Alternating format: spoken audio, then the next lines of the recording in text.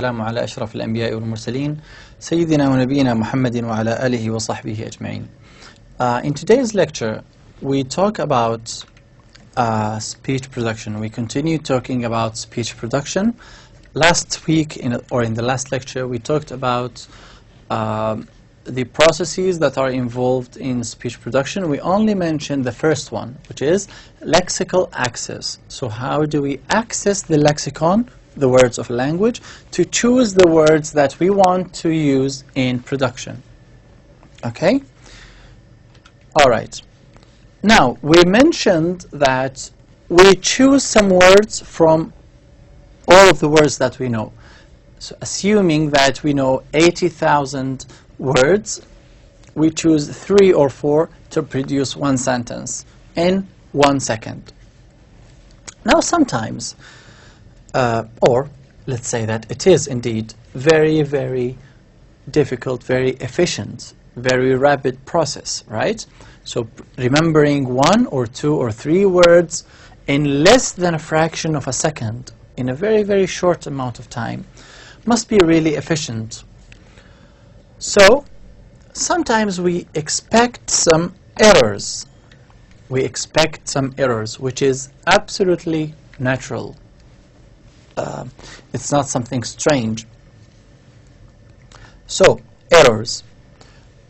Let's look at these errors in front of us. Let's read them and analyze them. I would say, please pause the video, stop the video, read these sentences, and tell me what you find. So first of all, we have, I just feel like whipped cream and mushrooms, while the person wanted to say this. I just feel like whipped cream and strawberries. Alright, so what the person did basically, what can you tell me about these two words? Let's continue reading. So the person, instead of saying,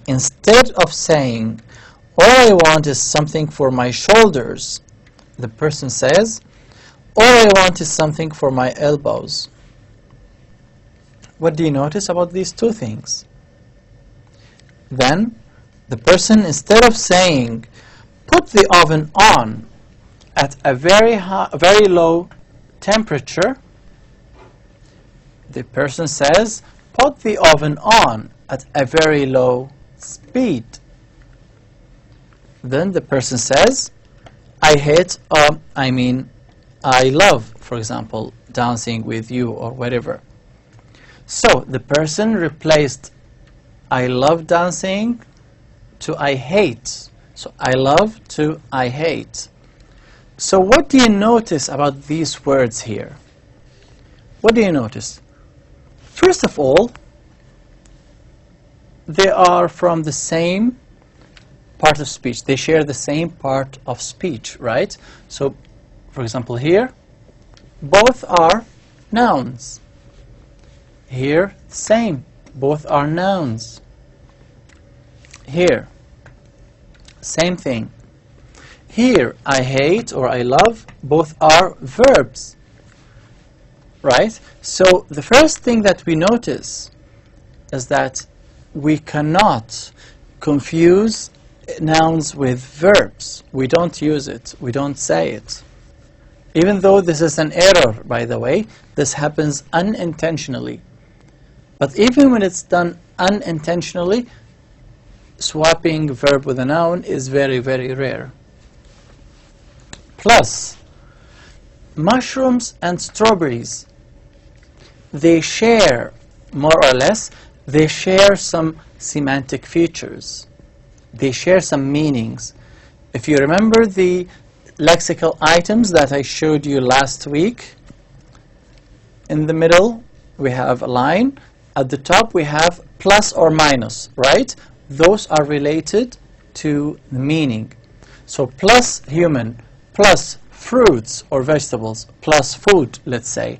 So strawberries and mushrooms are both plus, let's say, food. Okay? Maybe they share more information. Maybe I'm saying other kinds of information. So plus food, plus something that I like. All right. They share also the fact that both are nouns. Both are nouns, and so on. It's the same here. Both are body parts. Body parts. So elbows or shoulders, both are body parts. So while speaking fast, you confuse because you want to retrieve a word, a lexical item that has this plus food, plus noun, plus, and then your brain gives you this word, mushrooms, instead of strawberries. Alright, because both share the same information. Both share some information together. So for example, girl and boy. Sometimes instead of saying boy, you say girl, right?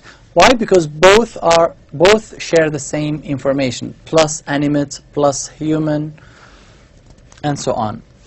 Also speed and temperature. Speed and temperature. They share the same information. There are different measurements. It's the same. Hate is the opposite of love. Right. So that's the first thing that we notice. And then let's look at this example. So this was example number 3. Let's look at example number 4 and what we can learn from this. Instead of saying, if you can find a garlic around the house, the person says, if you can find a gargle around the house. Right? So instead of saying garlic, gargle. Here, the person wants to say, we need a few laughs to break up the monotony. So it's very monotonous. Instead, the person says, we need a few laughs to break up the mahogany, which is not related and doesn't make sense. Now, the person says, passengers needing special assistance, please remain comfortably seated until all passengers have complained. I mean deplaned. Alright, so what do you notice about this? Gargle, garlic, mahogany, monotony, complained, deplaned. What do you notice about these words? So words in A alone, B alone, and C alone. Again, I would recommend that you stop the video and then play it when you have finished. What you will notice is that they share same sounds. They sound the same. Garlic, gargle. Mahogany, monotony. Complained, deplaned. They are the same, aren't they? I mean, or very close to each other. So these errors give us evidence. Those errors give us evidence that we retrieve words by, number 1, meaning. Okay, so here, meaning, that's number 1. Number 2, sound.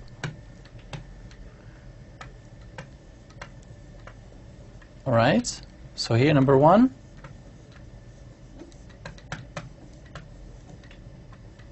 meaning. All right, so number 1, meaning. Number 2, sound. All right, so because we retrieve words by their meanings, we confuse words with other words because they have the same meaning, or they share the same meaning. Let's say they share the same or some semantic features. All right, so words that are close in meaning, they have something in common. Sometimes you ask yourself, now, why did I say this word? I just wanted to say that word. But in fact, if you think about it deeply, they share some information that you are not aware of, but they share the same information. So maybe instead of saying dog, you say horse, maybe. All right? Why? Because maybe they share the same information. So plus four-legged, they all have 4 legs. Both are animates, both are animals, so minus human, and so on. So how do we retrieve words? First of all, meaning, and this is the evidence. Number 2, sound, and this is the evidence. Because when we want to remember those words, and it's very rapid conversation, then we confuse words sometimes with words that share the same sound or meaning. So here we have evidence that lexical items and or lexical items are organized by their meanings and by their sound, or the sounds they contain. All right. Now this is interesting. Sometimes it happens. Sometimes you want to say a word, you want to say a sentence, but you cannot really retrieve that word. So this is called tip of the tongue phenomenon. So you say it's at the tip of my tongue, right?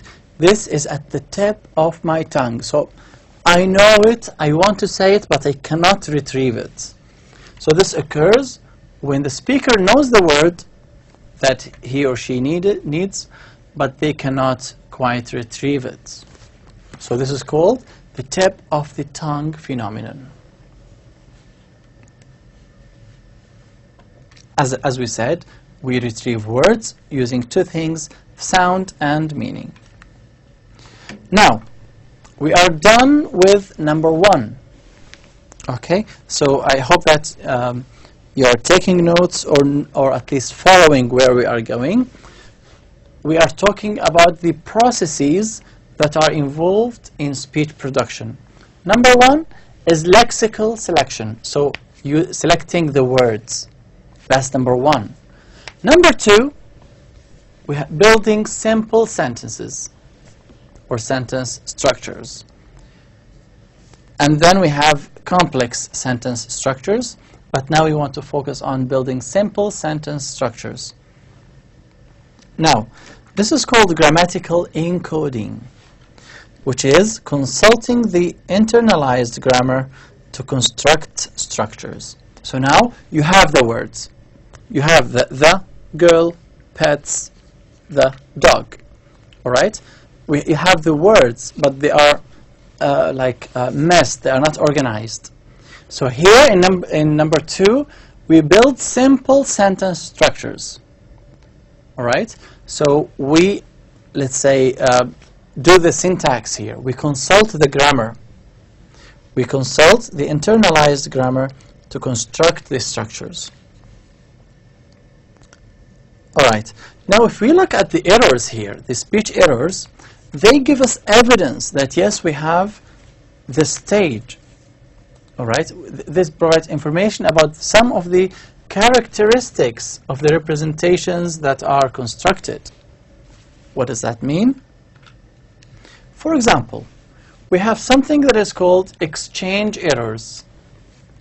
As we speak sometimes, we make errors with syntax. Errors like this. Instead of saying, I left the cigar in my briefcase, sometimes the person would say, I left the briefcase in my cigar. Or instead of saying, blah, blah, blah, rubber hose and lead pipe. Instead of saying that, the person might say, rubber pipe and lead hose, which is the opposite. So what do you find here? Just read this example and think about it. What is the error? What happened? Once you are done, listen to the answer.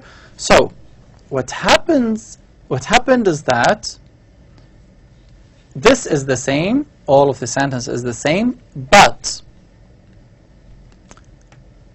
the person replaced briefcase with cigar.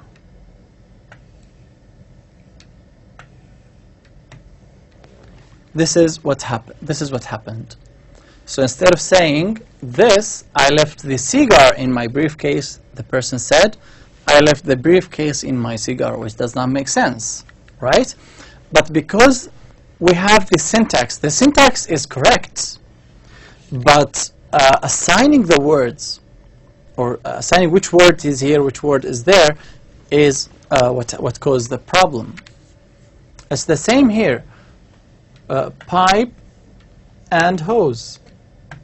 Pipe, hose. As you can see, it's just the opposite. It just went to the opposite direction. Okay?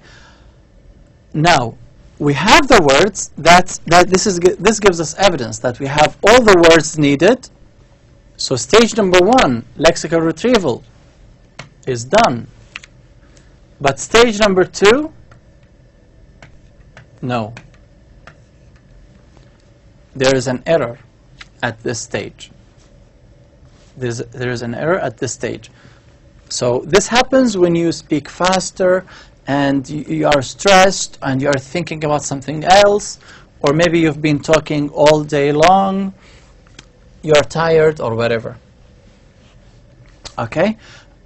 So this is a lexical error. Now these errors give us evidence also that we cannot confuse verbs and nouns. We cannot confuse them. Very rarely do we do that.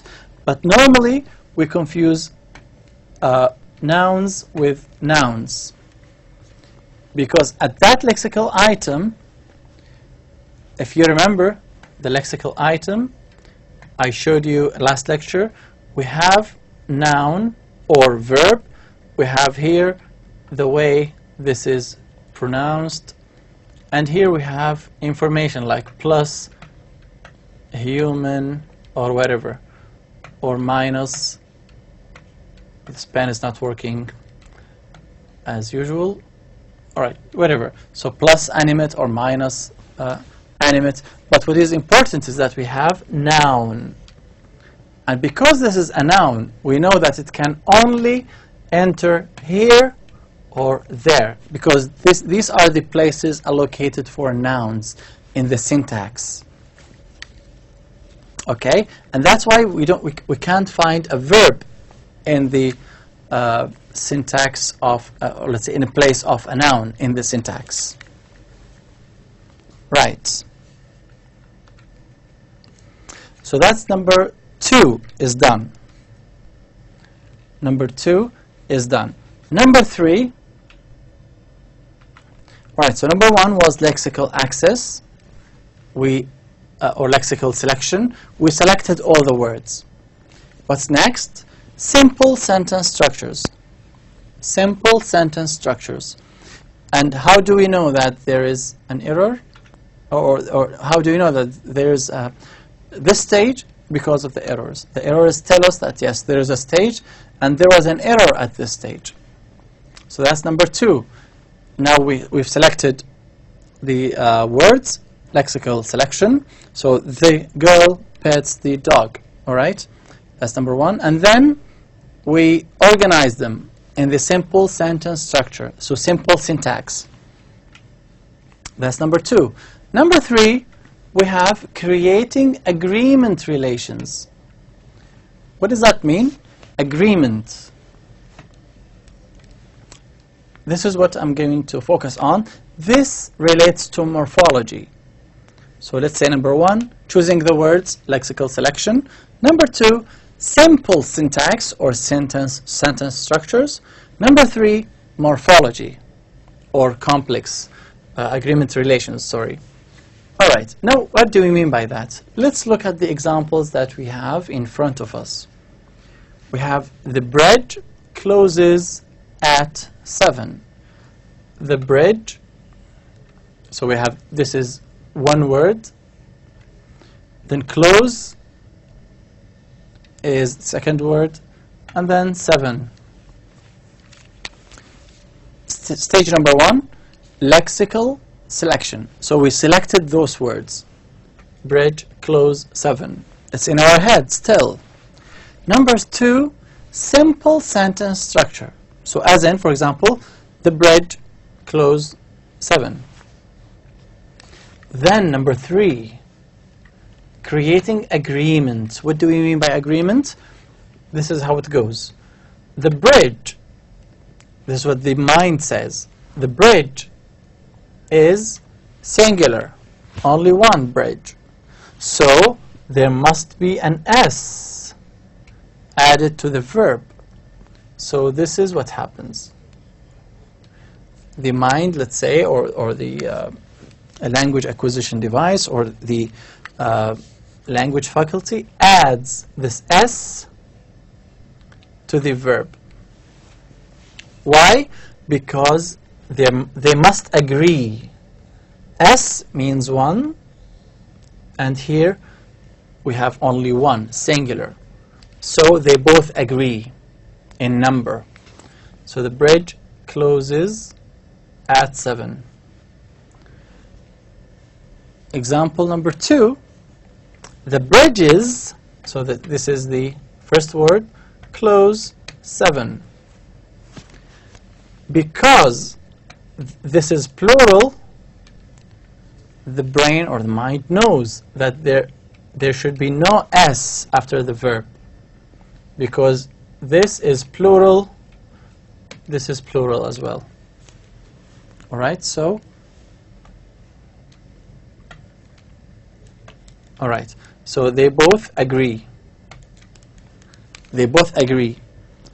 So you can't have a sentence like the bridges closes at 7. It doesn't make sense. Alright, so this is stage number 3, syntax. It's the same with a plural, for example. So when you say, I have 2, the pen is not working again. Okay, 2, for example, books, right? So you have 2, and you must have an S there, because they must agree. This is called agreement. It's the same with past tense ed. Alright? Same with ed. So if it's in the past, there must be an ed. And so on. So this is called agreement relations. And let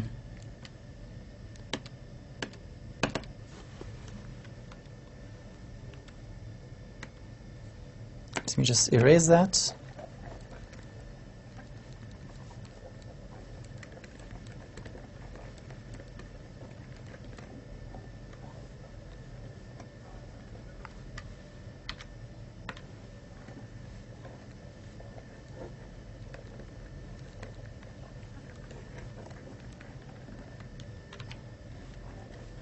Okay.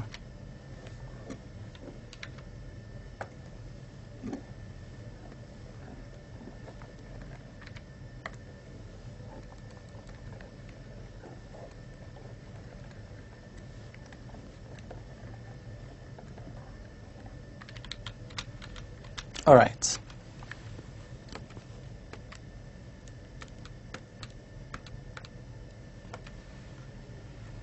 Right. So that's stage number 3. Then we have building complex structure. Building complex structure. Now this is where what we call syntactic priming takes place.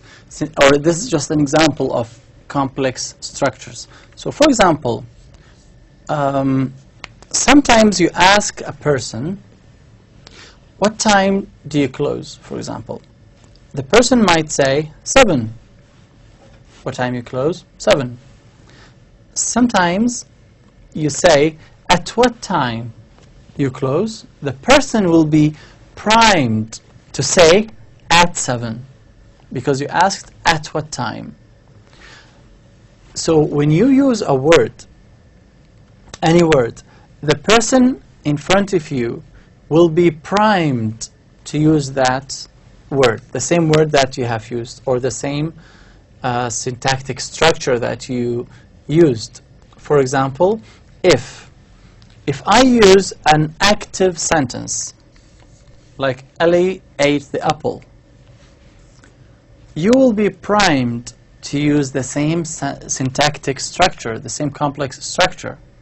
So, for example, Khalid drove the car. But if I use passive sentences, sentences like the apple was eaten, you will be primed to use a sentence like this, passive, with no subject.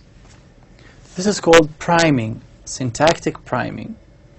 Alright? So I use a construction as a consequence. You use that construction as well. So it's very, very simple. First of all, let's again look at the stages of speech production. First of all, we have lexical. First of all, we start with the pre-verbal message. There's a message in our head. There is a message in our head. We want to say something about this thing. Till now, it's only an idea. Till now, it's only an idea. It's not language.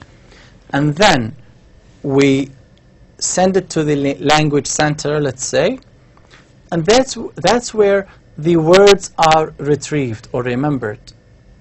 The lexical selection stage. We select the lexical items. The lexical items are not organized yet. Till now, they are like different words only. But then, stage number 2, we have building simple sentence structures. So, for example, bridge close 7. Okay? Then, after that, we have the morphological part, stage number 3, or creating agreement relations. So, we cannot say the bridge close at 7. They must agree. So we say the bridge closes at 7. So that's stage number 3. And then building complex structures. Also think of long sentences or subordinate clauses. For example, subordinate clauses. Sometimes, for example, you have a sentence and then you add that. So I saw the boy who played in front of your house, or who broke your window, or whatever. So this is complex. This is getting complex, right? So when I said, I saw the boy, this is a simple sentence. I saw the boy who broke your window. Now this is complex. So this is stage number 4. Subordinate clauses and structures like this. So this is complex. This is stage number 4. Then, stage number 5. Now we are done with syntax. So, first of all, lexical items. We selected the words. Number 2, we have simple sentence structures. So simple syntax. Then agreement relations. Then complex syntax. Number 5, preparing a phonological representation, which is the last stage of language, or the language center. So preparing phonological representation. Let's look at this example here. This example is an error. Okay, these are some examples of errors produced by people. So now the sentences are, let's say, we've selected the words. We prepared the simple sentence structure. We prepared, or we correctly done with the syntax, with the agreement. Now we sent the whole thing to the phonological representation, or to get their phonological representation, and then we have some errors like this. Let's look at them one by one and analyze these errors. So instead of saying, instead of saying hash or grass, the person says has or grash. Doesn't make sense. I can't cook worth a damn. The person says cam instead. Instead of saying paddle tennis, the person says table tennis. So what's going on here? Read those examples, stop the video, and analyze those errors. What is going on here? What is going on here? Stop the video again and play it when you are ready.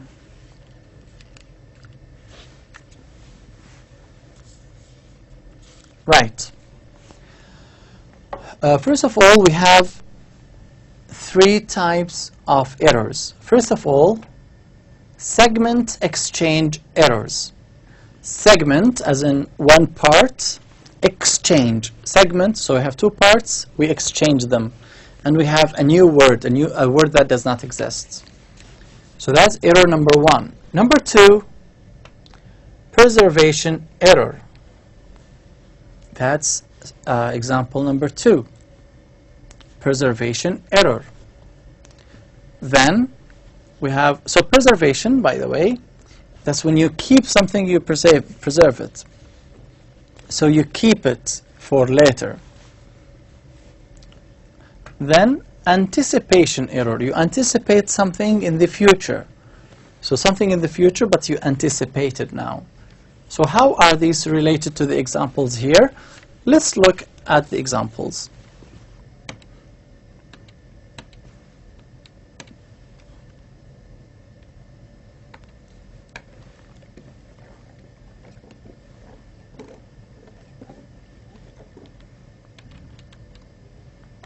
Right. So here, what happened? We have this segment here, the sound sh and s. What happened is that this went there. So basically, this is exchanged. So it should be has. It's hash or grass, sorry. So this went there, and this went there. And the result was has or grash. So this came from there, and this came from here. So there was an exchange. So what type of error is that? A is a segment exchange. So we have two segments exchanged. All right. So this is error number one.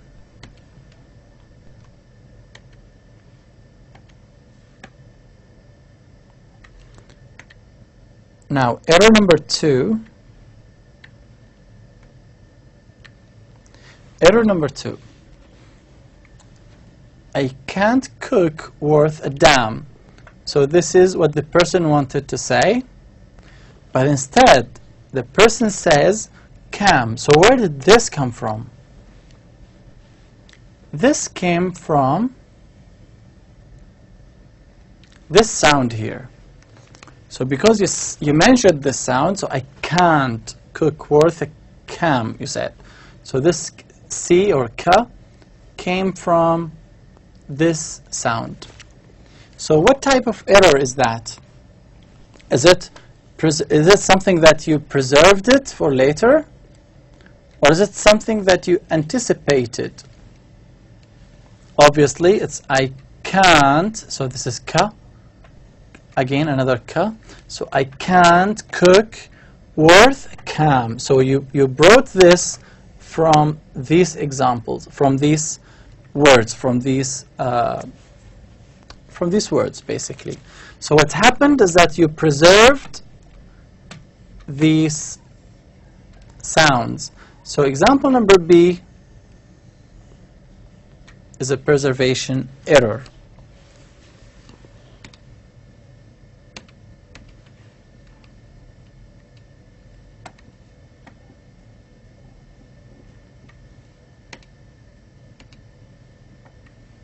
All right.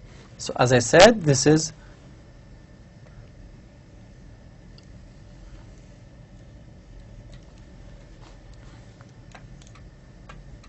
something that you preserved. Then the last example, instead of saying paddle tennis, the person says taddle tennis. So this is p, t, right? P and t. Instead of saying paddle tennis, the person said taddle tennis. So this is okay, no problem. But what happened here?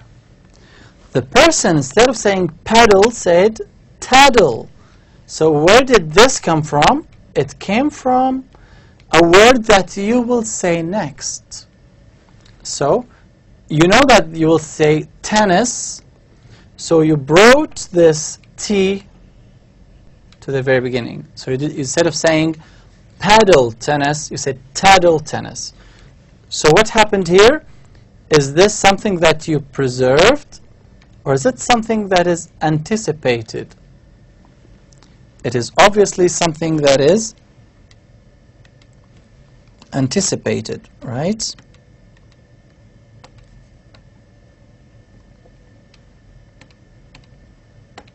All right.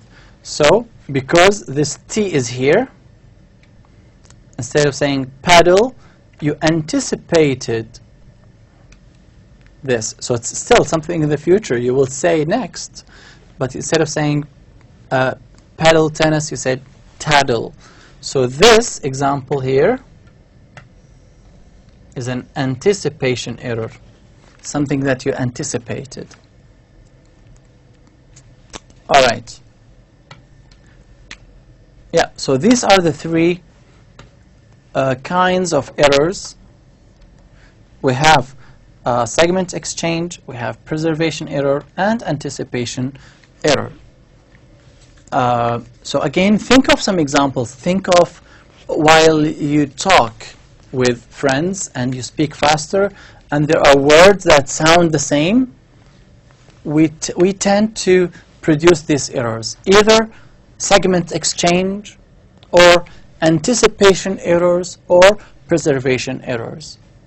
And that's why, this is why what we call tongue twisters are really difficult.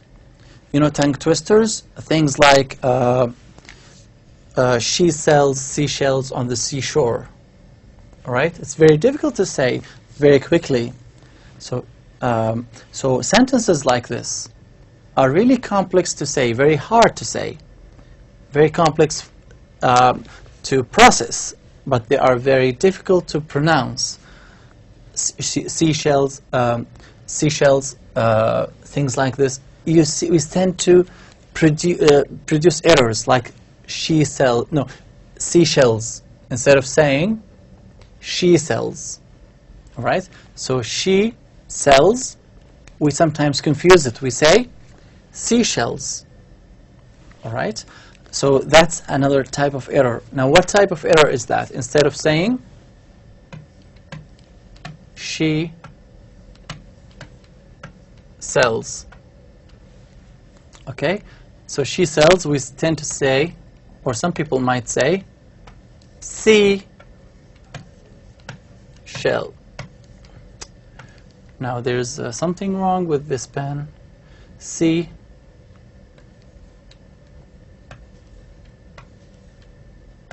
All right, you get it. Shells. So what happened here? This sound went there, and this went here. All right, think of it.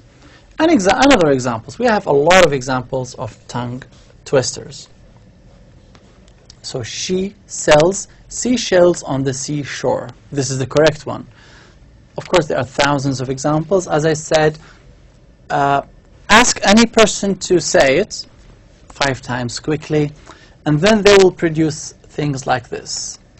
Very easily, anyone can do it. Anyone can fall into these because it's really complex, very hard to process. Right, I will. And as you can see, this is related to our everyday life, isn't it? We do it every day, these things. We do these things every day.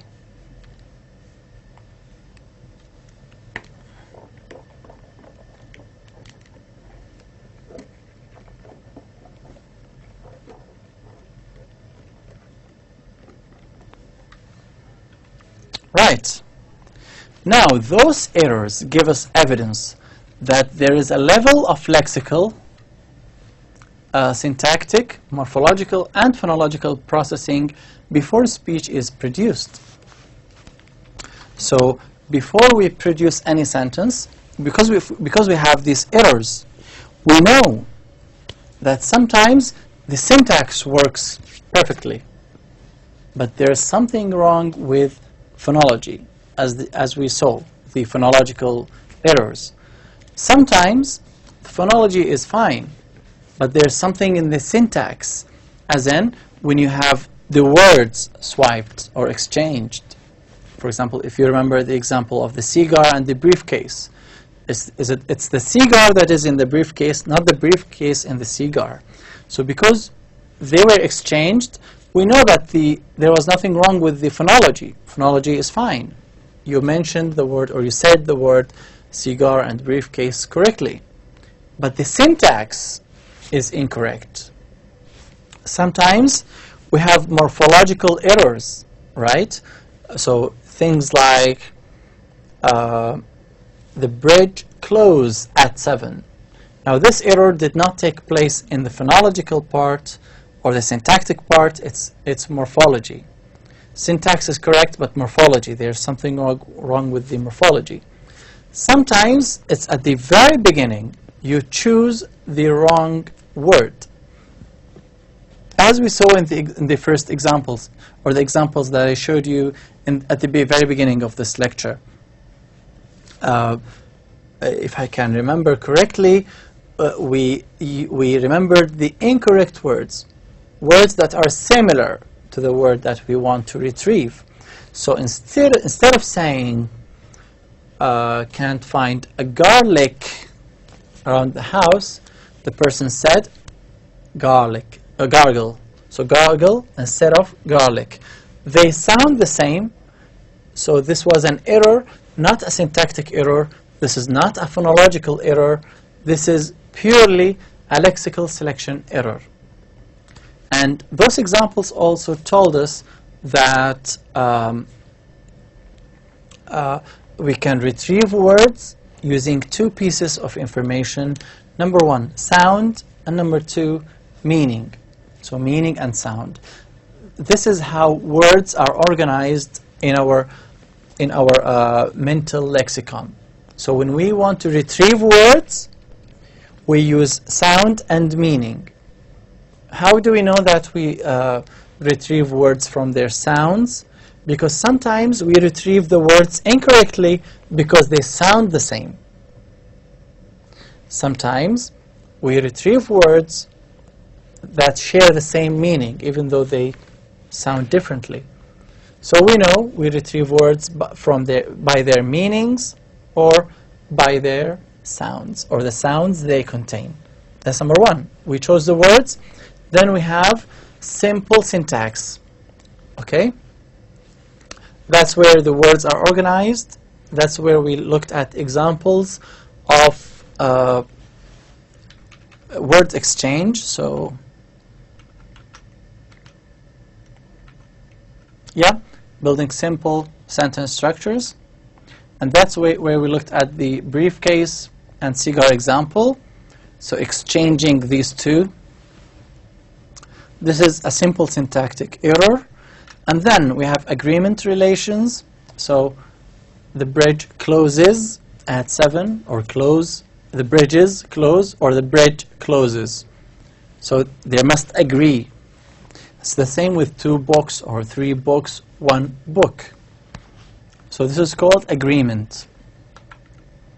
Then building complex structures, things like syntactic priming take place here. Think of longer sentences, sentences with subordinate clauses. So I saw the boy who broke the window. So who, this is another sentence, connecting 2 sentences or 3 sentences together. Then preparing a phonological representation. And here we looked at 3 types of errors. Number 1, segment exchange error, preservation error, and anticipation error. I explained them to you. We looked at the examples together. Now, if these errors didn't take place, we wouldn't have evidence that yes, we have different stages. But now, because of the errors, we know that there are different levels of representation. So the levels are lexical, syntactic, morphological, and then at the end phonological processing before speech is produced. Now, what happens if these produced errors were not produced? Let's imagine that they were not produced at first. Well, it will be just correct language, as simple as that. So first of all, we retrieve the words that we want to say. Then there is syntax, simple syntax, then morphology, then phonology, then the whole thing, the phonological representation, is sent to the articulators, the mouth, the lung, or the muscles, so that they move in a certain way to produce language. This is how complex language can be. Speech production, some people would think about it as very easy, straightforward. You just think about something and then you say it. Now we know that this is not the case.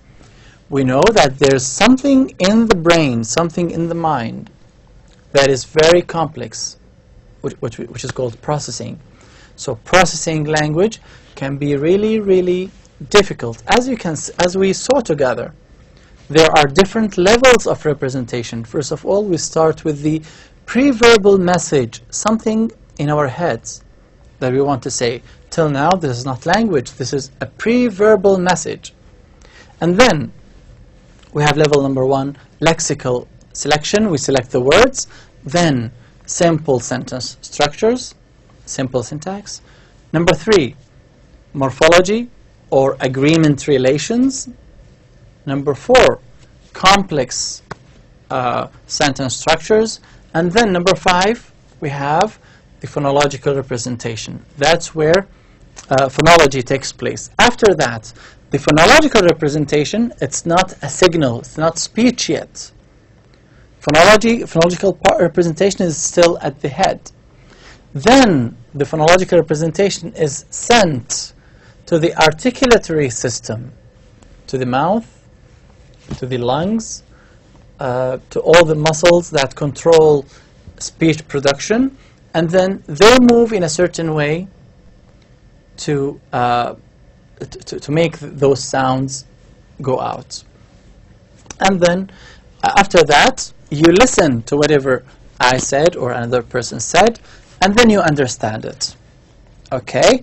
Now, some people might think, yes, speech production is really complicated. There are different levels, lexical, syntactic, semantic, morphological, and phonological.